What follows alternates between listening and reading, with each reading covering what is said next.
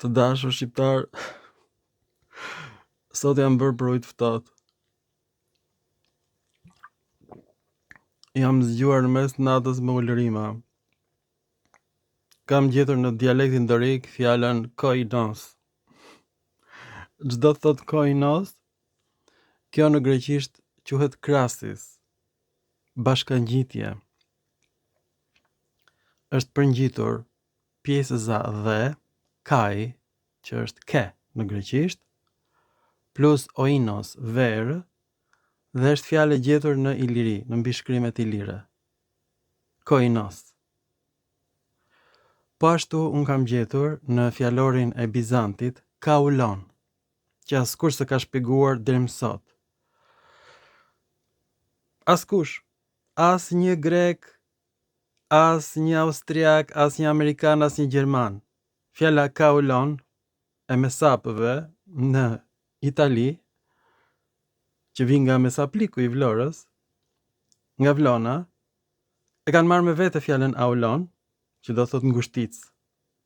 Gryk lumi në greqisht është fjalë mesape, pra ilirët flisin greqisht, e kanë marrë në Itali dhe është kaulon. Dhe bizantinët nuk e dinë ç'do thot. E dinë që është aulona, por nuk e dinë si u krijua. Është krijuar një lloj si koinos. Pjesëza dhe e shkurtuar, sepse vetëm ilirët i shkurtojnë fjalët, në greqisht është ke, ndërsa në ilirisht është bashkangjitur në dialektin dorik. Ke plus aulon dhe aulona. Ke plus oinos, koinos dhe vera, dhe janë krijuar koinos dhe vera në dialektin dorik, dhe kaulon dhe aulona. Dhe qyteti Olkinion, Kaolkinion. Ilirët flisin greqisht dialekti dorik. Fjala dele në dialektin dorik është dalma. Dhe emri i dalmatit në dialektin dorik është dalmatos. Dhe shumë si është dalmataj. Dhe të gjitha emrat e qyteteve dalmate janë në greqisht. Olkinion është Kaolkinion, do të thot dhe ulqini. Kaulon do të thot dhe aulona, Vlona, kaulon. Koinos dhe vera, ke plus oinos. Zbulimi sot. Pra përfundimisht,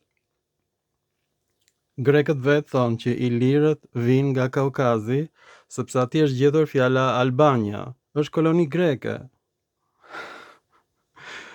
Kryeqyteti i grekërve dorik, pranë detit Pontik, deti i zi, quhet Arbanion. Edhe principata e parë shqiptare quhet Arbanion, emri albanëve. Ka ndodhur të njëjtat ndryshime fonetike në gjuhën e arbëreshëve dhe në gjuhën e grekërve Pontik. Është dialekti dorik. E kuptoni apo jo? Albanët janë grek.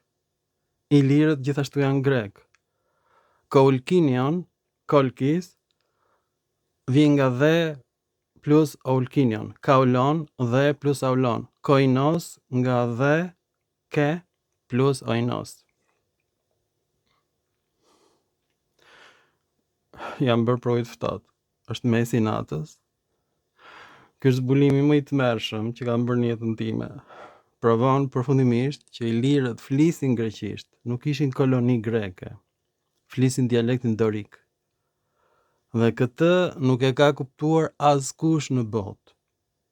As grek, as austriak, as gjerman, as Jokli, as Pederseni, as Majri, as njëri. E kam gjetur unë thjesht duke parë fjalorin e Bizantit dhe të Hezikësit në Aleksandri. Të njëjtat ndryshime fonetike ndodhin në dialektin dorik dhe në gjuhën mesape. Fjala dhe, që është ke, në gjuhën greke është përngjitur me emrin pasardhës gjithmonë. Koinos, ke plus oinos. Kaulon, ke plus aulon. Kaolkinion, ke plus aulkinion.